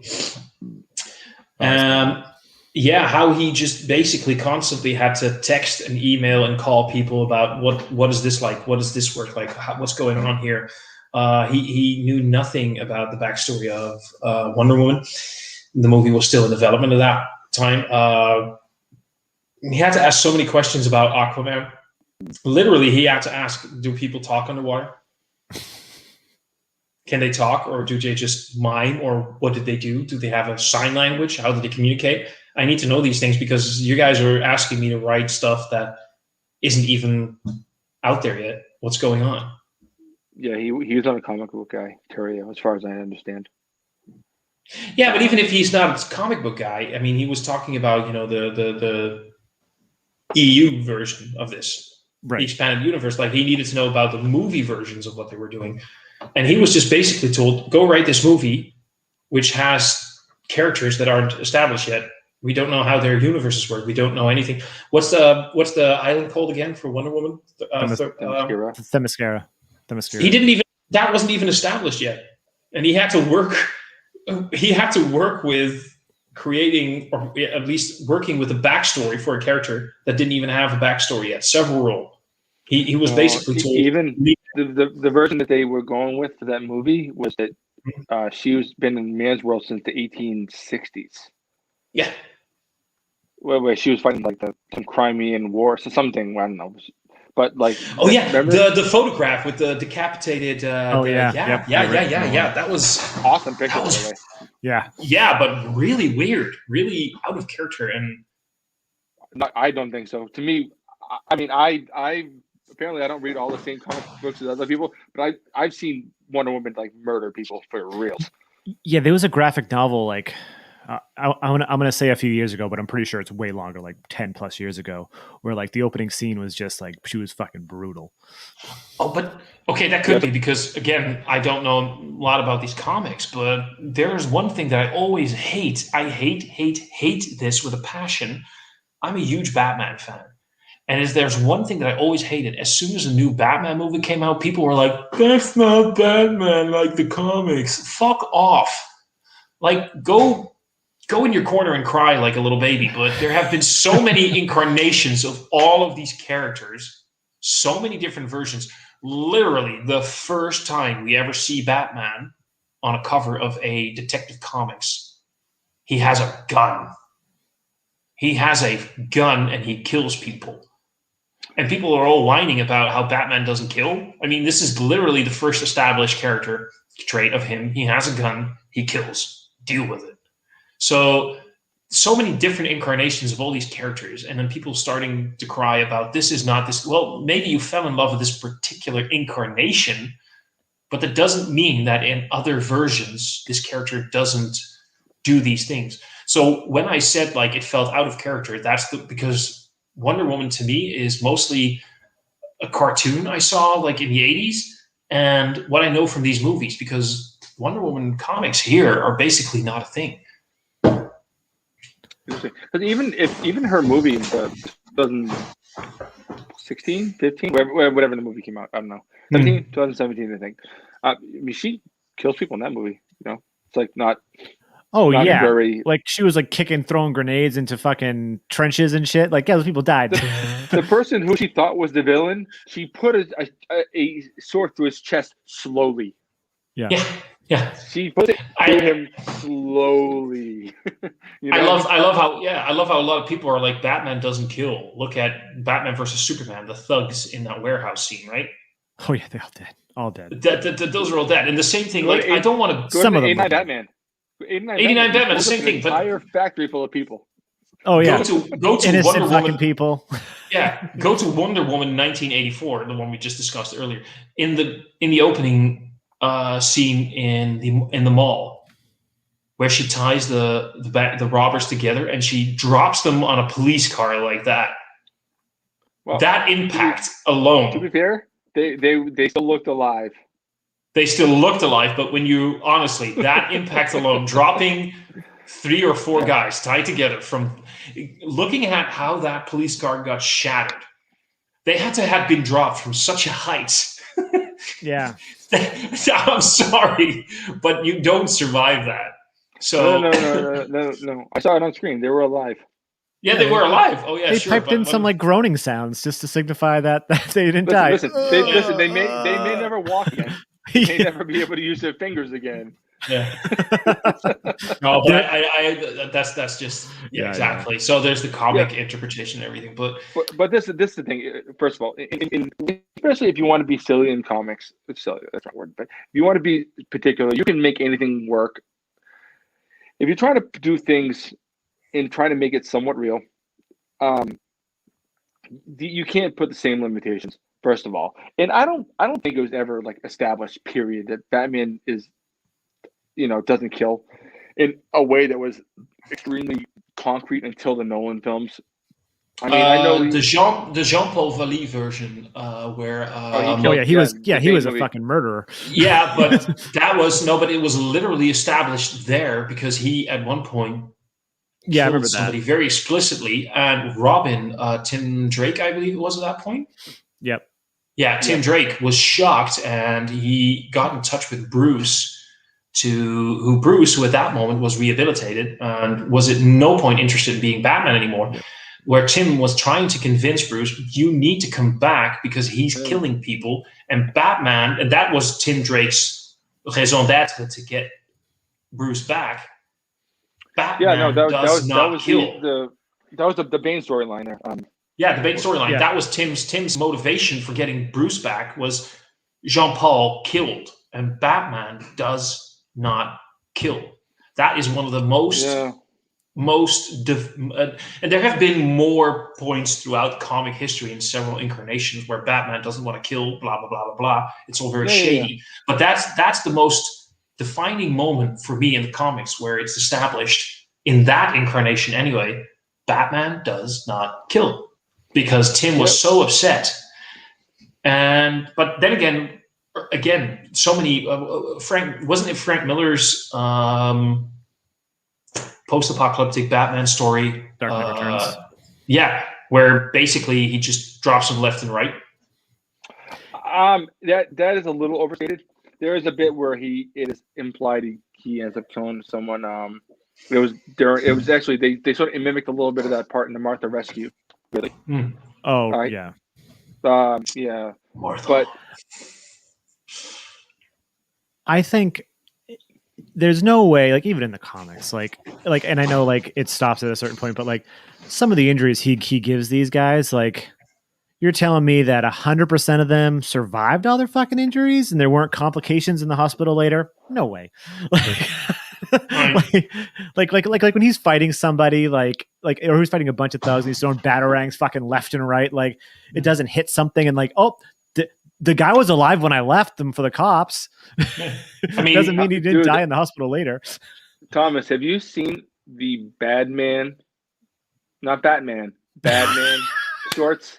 Oh, no, man, Thomas, I don't think you I haven't. don't. Oh, That is what you need to watch them. You need to watch Send them me all all the tonight. links. Send Oh, me all the dude. links. Do it. I whenever I watch them, I am in tears. I laugh so hard. dude, Oh, please send them. the one with Batman doesn't kill. That one is with Patton Oswalt. It's ridiculous, and the best one by far. Please send me the links. By far. It's the Go, Batman v Superman please. one. Yes. Which one? I will watch them. Send me all of them. Send me all of the links. Yeah, I will watch them like later tonight or tomorrow or something. I'll send you one or two of them. They should actually. Sean's maybe I'm gonna look. But yeah, but regardless, even if you watch one or two, the rest of them will be available. They're visible. Like you can just click on all of them. There's maybe 8 of them. But it's Pete Holmes, who's an American comic. He plays. The name sounds familiar. He plays Batman, and he's in like it. The bit with like he traps the Penguin, and Gordon comes in and he makes some crack that that he doesn't kill. It's like, that's like my one rule, But like the guy next to him has a battery in his eyeball, like he's all dead, and he's like, yeah, he's tired. He's tired. But it's not just Batman. Look at like the Spider-Man movies. Look at some of the beatings so many versions of Spider-Man has given to so many of these thugs. Holy shit! There's basically this teenager fucking up so many people. A lot of these guys, especially in the beginning, like when he first got his powers, right? Like he doesn't know his own strength. He probably goes to punch someone in the face and like just crushes their skull or crushes their like lungs. Like, of course. To bring things back to Snyder real fast I made this a few times. I think we talked about it actually, Thomas, when we talked about Man of Steel. Is the big thing people are like, oh, he killed Zod. Like Christopher Reeve's Superman would never do that. What bullshit is this? And the thing is, people have this memory of things. It's inaccurate. Like Zod was depowered, turned to a human by Reeve's Superman, who then proceeded to break his hands, crush his hands, and then throw him to his death. Anyway, when he was no longer a threat to anyone, right? Like I'm saying that like I'm not saying that that he can smile more than a Cavill, but Cavill's Superman way more ruthless. Exactly, Cavill's Superman at least killed Zod to save other humans. Yeah, or other humans to save lives. Reeve's Superman killed Zod basically because, you know what? Fuck you, I can. Yeah. Yeah, but also Ursa and Non were killed as well. Yep. Yeah. All killed. And like ruthlessly. They died in a very shitty way. Yeah. But my thing is that people seem that they latch onto things and they don't actually think about what they're talking about sometimes. I don't know, so but so get back to the Snyder Cut. So one of the things that I really loved about this movie is it felt. But this is interesting. They wanted. Okay, so we all know Snyder left not just because of studio interference and whatever, but also because of some very deep personal trauma. Mostly because. Yeah, mostly because. Here's the thing, though. The funny thing is they wanted Whedon because they said you can do the team build movie with Avengers where you have like this ensemble working together, blah, blah, blah, blah, blah. And what did we end up with? Basically a movie that was about Batman and Superman. And the Snyder Cut turns out to actually really be an ensemble movie. It focused on all of them equally. We really got a developed Aquaman, a developed Flash, a developed Cyborg, so much more developed Cyborg. When Ray Fisher started his tweets and everything about what was going on. At some point, I was like, yeah, okay, fine. We get it now. You had a shit time, but please, it probably wasn't all that bad. And then we saw this movie, and I was like, holy shit. It really was that bad. You really got fucked over as an actor, as a character, and you spent so much time in. No, you guys don't agree? I agree with you. I like they pulled out so much. Like they basically just made him like he just a robot. Like he had no story whatsoever. Like he was a little bit broody in his apartment. I don't think this too much of stuff was necessarily cut. I think essentially what they did was like you have 4 hours of movie versus 2 hours of movie. Like to sit there and say all they did was cut his stuff. They cut a lot of fucking shit. Yeah. Right. Like I think the person who got the most disservice in the movie was Steppenwolf. Probably that's why I mentioned him as first. No. What I'm saying is I think that like Cyborg had screen time. You know, I think that in the movie, I think Aquaman got serviced worse, and I think Flash got serviced worse than Cyborg as well. Like, I'm not saying that he didn't get stuff cut. I'm not saying didn't get stuff cut.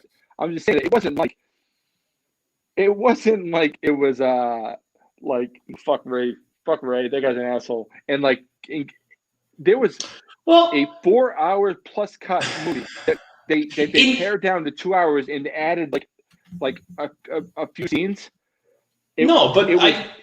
I think a lot of people got shafted for the sake of trying to get that thing down to 2 hours. That movie could not, even Snyder's version could not be put to 2 hours without cutting a lot of. Of course, but even then, when you look at it, in the Whedon cut, all Cyborg did was put nothing more than brute force into breaking apart the mother boxes, right? And Superman had to help. He couldn't even do it alone. In this movie, he had scenes with his father that established established his relationship with his father. He had a scene with Wonder Woman on the street, which they did a version with Joss that wasn't as good, to be fair. Well, I mean, it was probably as was different, distinctly different, to establish different types of things. But he had that scene. He had the scene digging up Clark. He had the scene helping his father against the parademons. He broke apart the mother boxes. Like, he didn't get like the shaft as bad as people want to kind of give it credit for. The fact is, I mean, when you really look at way more time. That's all. I agree, but I do agree on that it could have been worse. I mean, when you look at it, Ezra Miller's The Flash got fucked over. Yeah, he got a lot worse. Absolutely. I mean, in the end, a lot of people say that, because this is my point. My point is that in the Whedon cut, it was just brute force. And how's that beer? Terrible. What beer is it? Is that was it Wicked Hazy? Is that what I saw? I think it was. I went from this one, John. Oh yeah, of course. That's going to be two different. Hold on. To this one. Yeah. To this one. Yeah, you should have started with that first. Well, what I thought is, if I had a few, I wouldn't care so much how much this tasted, how this tasted. Sorry. Is it bad? It's distinctly different. I need to just acclimate to it. It's nice. It's distinctly different. That's nice. Listen, this is a mass-produced hazy IPA, which I'm sure is loaded with flour. All right. And these ones here were brewed last week. Yeah. So it's a little different. Well, not brewed last week, canned last week. I canned a couple days ago. Yeah. Okay. What was I saying? Anyway, we're talking about like. People people get the shaft. Like in the Whedon cut, all that Cyborg really had to do was like, I strong body, rip apart box together with Superman. That's basically what he had to do. In the Snyder cut, it was a lot more. It was about the fact that he was created from the mother boxes, and he was connected to them in a way that he knew how to interface with them. Yeah, they fleshed that out way more, and like I think that's like that they could have kept in the episode cut. But also, it was the fact that, which is a nice intro to what probably the Flash movie will be about. is the Flash's capability of time traveling. But also, he establishes that he can't. It's a rule he has to break. He knows he's not supposed to break that rule. Yeah. And then he said, like, I can't do this, but I have to. And that it's so much more character work coming together. Every character here was so much more developed. Everyone was so much more. And of course, again, Mike, you are 100% right. If Snyder was told you can make the movie that you want, but you have 2 hours, they had to cut a lot of stuff as well. That is inevitable, of course. So I'm not going to pretend that stuff wouldn't have been cut. This is early Barry Allen scene with hot dogs. Oh, the hot dogs. Time. Oh my God, that's beautiful. That's awesome. So what I'm saying there is like, I saw people like, what is this hot dog bullshit? Blah, blah, blah, blah, blah. Yeah. Well, it's like because from. the average comic movie fan is not a comic fan. You know what I mean? So they're not going to even like. But these are being adapted from the funny pages. People expect silly shit. That's the thing too. Is everyone thinks that they're an expert, but you know who's an expert? Well, me. Yes, and I know more than they do. Fans are fucking idiots, and we need to stay away from these franchises as much as possible. I am a huge Star Trek fan, right? Yeah, I am a huge Star Trek fan, and thank you. There's a new movie in development. I read that. Yeah. Blah blah blah. This one actually has a release date for 2 years from now. So here's the funny thing: I'm on this Star Trek forum, and somebody said like they should finally really make a Star Trek movie for Star Trek fans. To which somebody else replied, and I still love this one, great. And as soon as Star Trek fans can decide on the one perfect pizza topping, we can finally get there. Yeah, there's no perfect. Yeah, there's no but perfect. If there is one type of person that needs to stay away from a franchise because they always think they know best, it's the fans.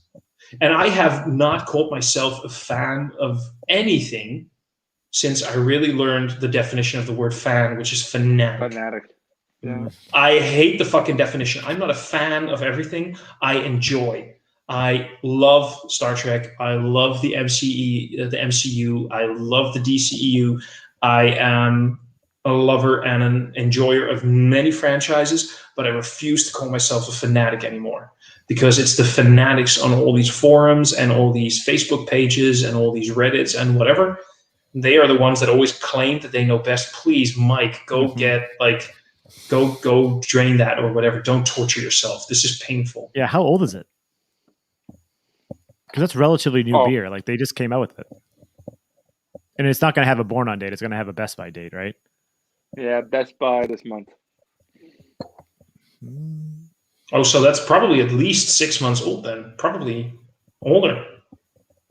I don't know. I would say probably older. Given I thought they just came out with that though.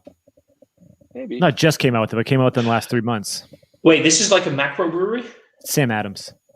So usually they'll have like a year on it. Yeah. That would imply they would usually say a year, so that would probably sometimes 3 to 6 months. Yeah, no. Really, for something like Sam Adams? I think that the regular sort of filtered beers, you're talking about a year. This might be different. It's fine. Honestly, I've had these before. I think they're fine.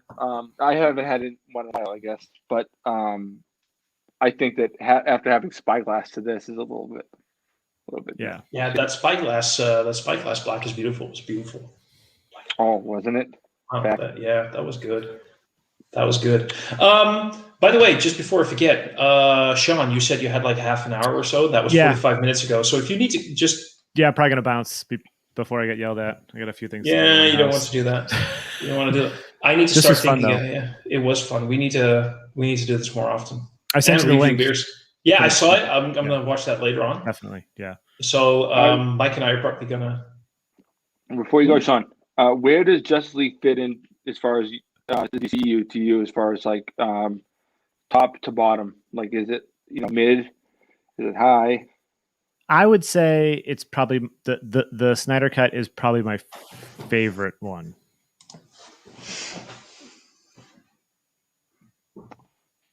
That is simply not true. I'm not gonna go there because I will say better than 1984, but I won't say yeah, Snyder cut. I don't know. am. I'm a little bit disappointed in. I'm enjoying the Falcon and the Winter Soldier, I but am as there are well. four. Kyle may be being serious. He might feel that way, which is fine. That's his opinion. But I think he's trying to provoke me or something. Probably, he definitely is. He's definitely poking Of the course, he bear. is. But I do want to comment on this because if there's one thing that I still don't, we're 4 episodes in out of 6, and I'm Yeah. still thinking this still feels like introduction. Yeah, I feel We're like four, that's the case with a lot of the shows. But if it's supposed to be like a 6-hour movie, then I guess it's just building up, and I don't know. No, yeah, but on average, I think Sean's right. Yeah, I feel like the issue with some of these shows, and I think that honestly, I think this is the case of definitely. Sorry, Kyle, with WandaVision. I think WandaVision would have worked better had it been done all at once.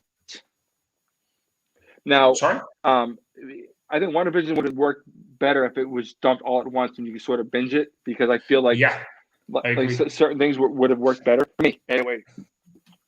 But the fact is, this is the way TV shows used to be. We have changed how we watch television. Oh, 100%. That's on us. It's on me. It's on because I'm very critical of it.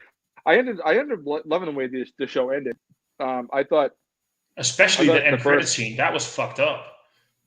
Yeah. The end credits weirdly reminded me just a little bit of Incredible Hulk, but there's a bit at the end of Incredible Hulk where he's in the cabin. Oh yeah, I had the same thing. That's a good point. I didn't think of that. But all right, I got to bounce. But I have 2 things before I leave. One, I sent you the link, Thomas. It's all of them together. So awesome! Thank you. And I have to imagine it's got to be in order, but I don't think you have to watch them in order, right? I'll figure it out. Either way. And then 2, Mike, because and Thomas, you just said that we need to do more reviews. Mike, when I leave, tell Thomas about the banana vice. Oh, see if he can get it. Yeah. Okay. All right. See you guys later. Awesome. Okay. Cheers, dude. Later. Bye. We'll talk about this real quick. Kyle and the sidecar, which is good. That's makes sense. Yeah, it was. I agree. And the whole here, Disney Plus, Marvel Cinematic Universe, this thing here. Early on when we chatted about this show, I said, can we just call it FWS for short, very quickly? So it's easy to. And they both argued like, and it had to be very, because a long time ago I made a joke about Hot Butcher. They're called Hot Butcher, and I would act like I didn't know what they were talking about because it was Hot Butcher for the world. So this became, it has to be Falcon with the Soldier, and then it became Marvel Cinematic Universe presents, and now every single time we talk about it, it gets longer and longer and longer. It's like what the title of the show should be. So. I love that. That's awesome. I do agree, by the way, that the Snyder Cut was fantastic. Before we completely lose sidetrack on that, it was fantastic. But I quickly need to ask, Banana Ice? Okay, so apparently, it is common in Germany to mix yes. Sorry, it is with beer. Like people do like Coca-Cola with beer. Yeah, no, we have that here as well. We have 2 versions. We have 7-Up with beer, and we have Coca-Cola with beer. I think the 7-Up with beer is called a Snow White. But there is a thing in Germany where you can order a Hefeweizen with banana juice. Yeah, and that's the thing. Sorry. It happens, Kyle. We get it, man. It happens. We're gonna talk about a superhero movie at some point, and we're gonna get you involved as well. All the love for you, Ryan. You know that. Well, maybe once the end of maybe at the end of Falcon and Winter Soldier, we'll do that here.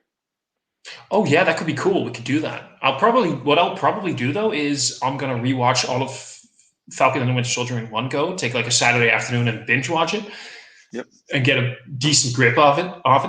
But the banana ice, where you take banana pulp, banana juice, banana puree, and mix it with a Hefeweizen is a thing. Yeah, that's German. So I mean, So Sean and I, because he had a friend or somebody worked with, whatever, they were somewhere, and the guy ordered maybe they were in England, but it was a German guy somewhere. But they ordered a Coke and Hefeweizen, and the guy was like, "What the fuck?" Like, it was like, "What are you doing?" and Yeah. that's what I want. You know, so It's a thing. but I ended up googling something about it, and it turns out it's like common to mix a lot of things with beer in Germany, and one of them is yeah. well, apparently through a lot of Europe, I guess. It is, because here in the Netherlands, for example, as a soft drink, what we sometimes do is we mix orange soda and a cola, and we call it a diesel. Well, all the shit I ever talked about people in the Netherlands, I'm serious about it now. Yeah. I mean, don't come here. Stay away. Don't come to the Netherlands. But because I googled, I am googling like, what the fuck is Sean talking about? And one of the things it was that they mixed it, they did like bananas, like a banana juice, banana pulp, whatever it was, banana extract, something, whatever it was. So I was like, oh shit, that sounds awesome. So Sean and I talked about doing something like that, and there are a couple companies in the United States, or at least market in the United States, like banana, I don't know, pulp, whatever it is, but cans of it. And so what we wanted to do is do a video where we did like, maybe we'd do like some Stefana or something with some pulp banana, and we'll talk about that. So we should do that on your either on your channel, or have you do it with us on our channel. I'm fucking game. I want to do that. And speaking of reviews, I did mention it in the group chat, but we still need to talk about the barrel aged narwhal thing. Yeah, if anybody wants to join in, like, I mean, don't feel like you have to. We can still keep it like a Dutch thing only. But how about we give it like this, like 15 minutes more, where you and I volley you back a little. On the movie though. Yeah, like because we're nearing the 2 hour mark. We could go like for 15 minutes more, and then we can call it quits. But because there's still a few things that I'd like to say. For me, mostly is what I loved about the Snyder Cut, how long it was and whatever, is that I noticed really how much of a coherent vision Zack Snyder had for the DCEU. When you look at Man of Steel, when you look at Batman versus Superman, even the first Wonder Woman, and then this movie, everything feels much more like one coherent vision, a collective of movies, than when you take everything apart and then you look at Wonder Woman 1984, and you look at Aquaman, you look at also things like, I know they're kind of connected, but they're not, but also things like Birds of Prey and things like what's it called? The first Suicide Squad, where this entire cohesive... I feel like they're connected. I feel like they're connected. They're connected, but I don't know. It just feels more like separate movies than... I don't know. This felt more like it belonged to a singular vision. Yeah, I mean, within reason, I suppose. But I don't know. Like for sure. I mean, I will 100% contend from say Man of Steel to BVS to Zack Snyder's Justice League, or the Snyder Cut for easier, I suppose. For sure, which makes sense. With you know, two of them had same writers. All three had the same directors. They had similar actors. It was although they all had different cinematographers, which is interesting. But Wonder Woman was for sure influenced by that sort of vision, and obviously Patty did her own deal, or whatever it was for the 84. It doesn't matter, I suppose. But it did feel sort of congruent in the world. You know, if you watch the movie, it does feel like a movie that took place before Batman v Superman. So it makes sense to me. But for me, like one of the things I had concerns with going into the movie was, and I voiced them a few times, maybe not with you, I guess, but like I with Sean for sure, is that like Warner Brothers flat out had, allegedly anyway, had made comments that the movie was unwatchable, as Zach wanted to make. No, Zach had only shown them what's called an assembly cut, which is like everything, right? It's basically everything put together. Even stuff he plans on cutting, it's there. So maybe it was 4 hours, maybe it was longer. I don't know. And it doesn't have finished special effects. It's called the assembly cut, or an assembly cut. But the going rumor was that the movie was unwatchable. Now, I don't know what that means, but I remember thinking, like, what if this movie is trash? What if we go to see this movie and it is shit, and we realize, oh, maybe they were right, you know? Now, obviously, not the case. However, I will. I'm universally positive on this film, Me too. and I say film, not movie, and I kind of mean that I know what you mean. because it's not really a movie. It is a series of events that are really cool. It's almost a mini series. It doesn't have a strict first act, second act, climax, and what's the word? Like the word for the release or the final come down. It doesn't have a structure like that. It really is almost like a series of events. It's almost a mini series. You know what I mean? It tells a story in a different way than a movie does. Originally, that's what HBO wanted, right? 4-hour-long episodes. Yeah, so that was the original intent. Yeah. But that's the thing is with what Zach had as an assembly cut, or whatever is going to work. That was probably not the best way to release it, because obviously it was fine as it was. It was fun to watch for 4 hours. Agreed. But it doesn't function in the same way as a 3-act story, which is what we're used to seeing it with. So it's not the same as like going to see a movie. It just isn't. I prefer this because I like more content. It's how I like it.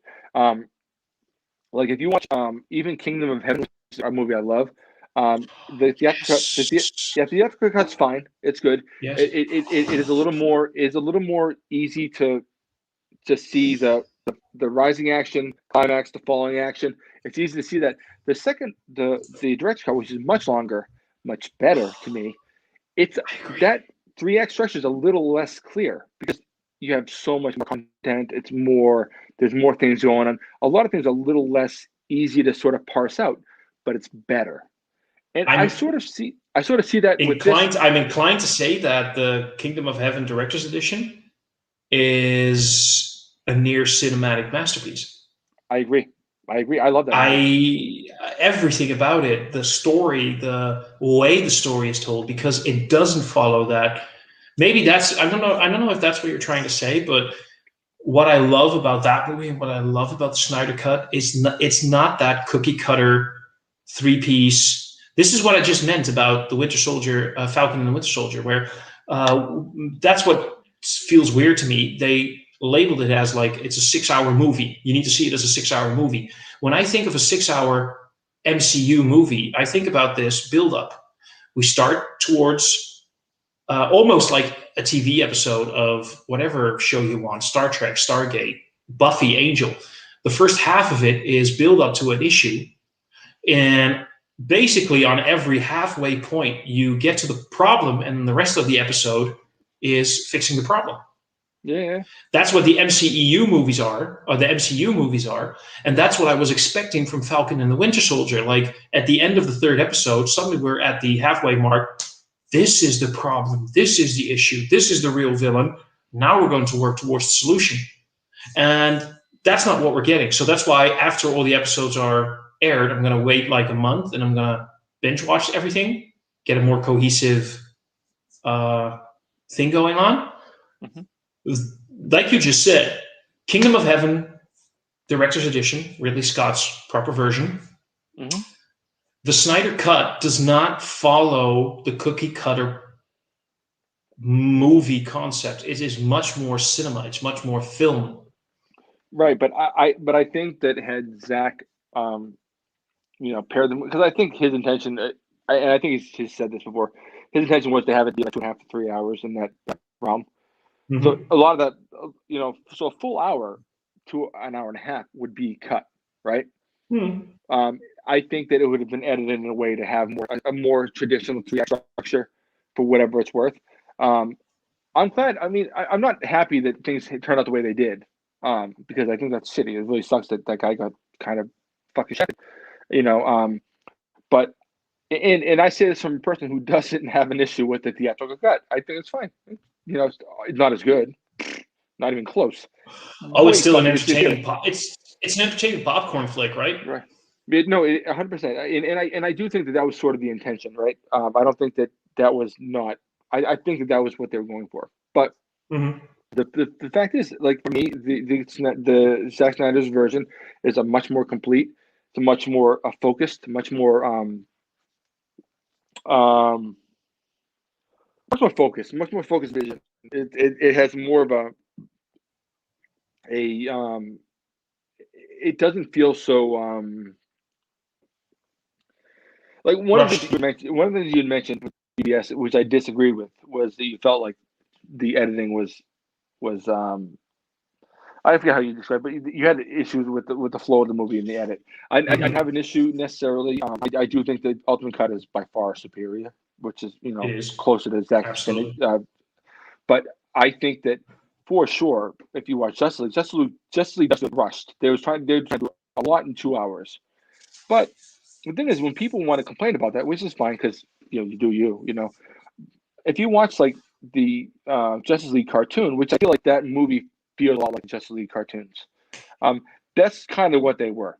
They were Mhm. very brief on getting things to where they want to go. It is very, very, I guess that's sort of the case with cartoons anyway. But it is the fastest way to point A to point B is the way they're going to go. So Hmm. it didn't necessarily bother me. I thought it was fun. I liked it. It was enjoyable. I mean, without the second, I'd probably end up watching it again. I may not now because I like that I can watch Snyder Cut. I prefer that kind of a vision. I prefer the continuity of vision of scope. It's what it was originally intended. It feels more pure. That's what I'd rather watch. But also, having said that, is you know if I'm going to sit down and watch a movie, I don't like sitting down for 2 hours. I like a half hour, 40 minutes. That's what I like. So what I Which, can which is, by the way, sorry, yeah. do to one of my favorite movies of all time is Gettysburg, particularly the director's cut. Now, honestly, that has probably more in common with Snyder Cut than anything because it's not necessarily a rising action, falling action. It was a Mhm. real event, so it tells it over in chronological order. Mhm. So but what I do when I watch in that movie, like I watch it on one of my streaming platforms, which because I bought it, so I watch it on say Vudu or whatever the Disney Anywhere Movies Anywhere app. And so, but I watch it and then I shut it off after 20 minutes, 30 minutes. And then a few days later, I start off right where I began, where I left off. And so I Yeah. watch it in sections and I watch it's a long film, but I watch it little chunks.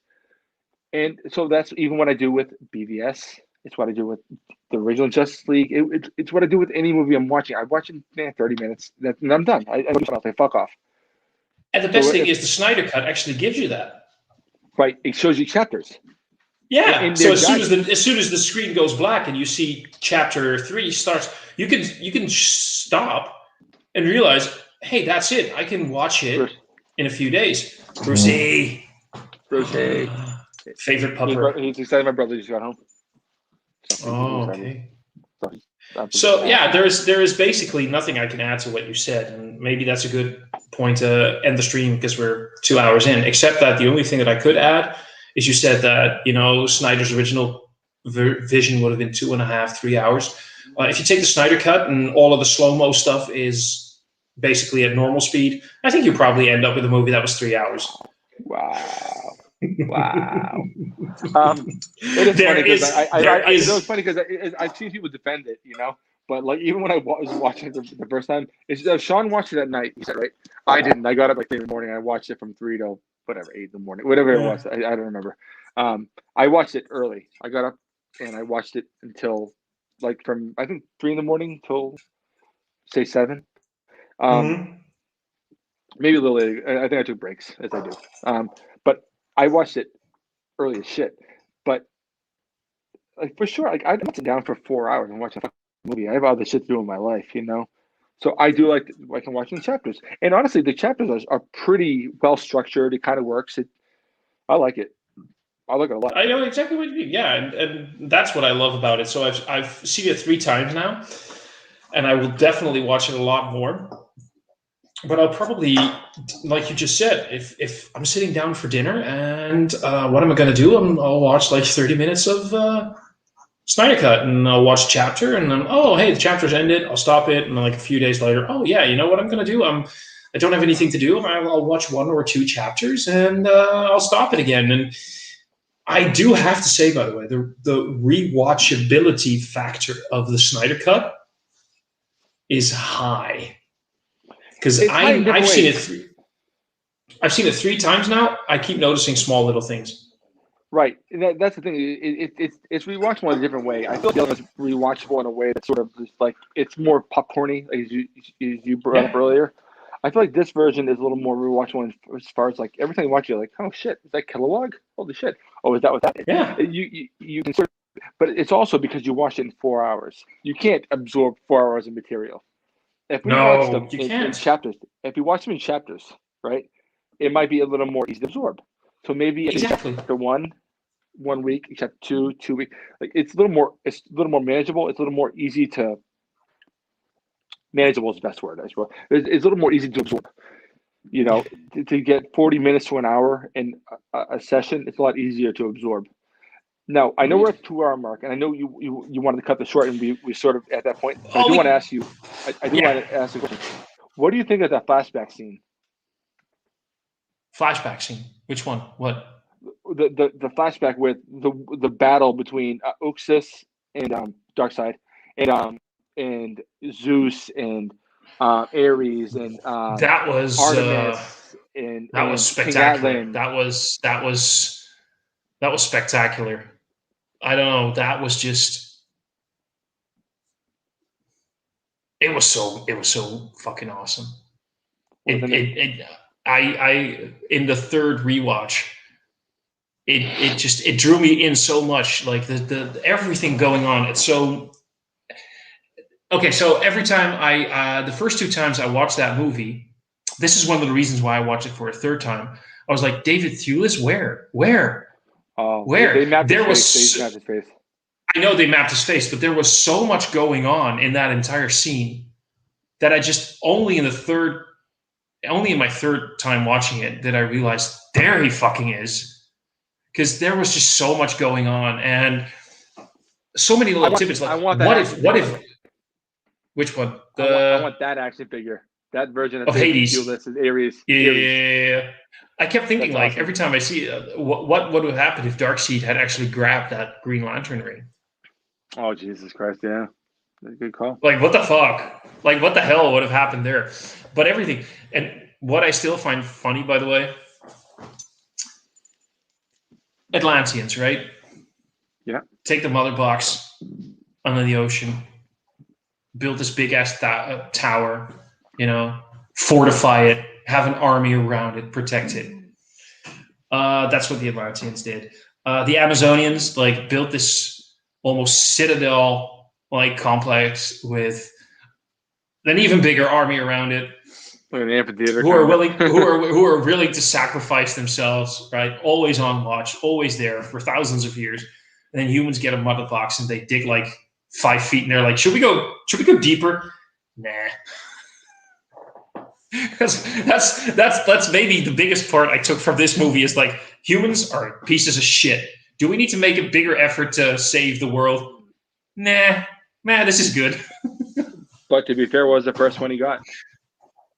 That's true. I still think that was. I still think it's funny. No, man. Long story short, Snyder Cut is probably my favorite DCEU movie. Yeah, I can see that. I think it's the one I'll probably end up revisiting the most. Yeah. I did try to do in a day. I tried doing Man of Steel, BVS, into Snyder Cut. Daunting. I might. Ooh, don't tempt me, Frodo. I might do that. I'd like to see if I can. But Man of Steel and BVS Ultimate Cut is already. Oh, by the way, if there was ever a point where I feel a lot of people, when they heard that the Snyder Cut was going to be a thing, and people said I don't trust the Snyder Cut being good, they just need to look at BVS Theatrical versus BVS Ultimate. That's where you already realize, come on, give Snyder some credit into knowing how Give Snyder. Snack some credit. Give Snyder. Give Zack Snyder some credit into how he knows how to make his own movie, right? Come on. He already nailed it there. Yeah, but even if you look at the theatrical cut of Watchmen versus the ultimate cut and the director's cut, they're so much better. Still haven't seen that because I haven't found it here yet, unless it's for a very high price. Watchmen? Yeah. Oh, I've seen the theatrical version. I'm talking about the ultimate director's edition of Watchmen. You need to get a VPN. Then I just give you all my accesses. Oh yeah, I have like I want all your 600. I have 600 digital movies or more. I could make a lovely comment about how I want all your access, but I'm not going to go there. How about this? If you ever end up coming out here, we'll watch them and we'll drink a beer and blow each other. I told you guys before, man. Like I'm planning on maybe moving. I mean, I'd love to live in America. What am I doing here anyway? So I don't know.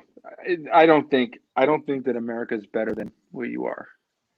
Yeah, I think that there are things that are better, like ranch dressing, but most things are different. I was about to say I have better healthcare. No, I have healthcare. Yeah, no, it's better because there's no like shit, man. Like my wife ended up. Sorry to get. I mean, what we talk about real quick. I was at work. Yeah, sure, go for it. I was at work maybe last year, a year ago, maybe. I was here. I was working on a Saturday, which is perfect for me because I don't get paid for working overtime because I'm salary.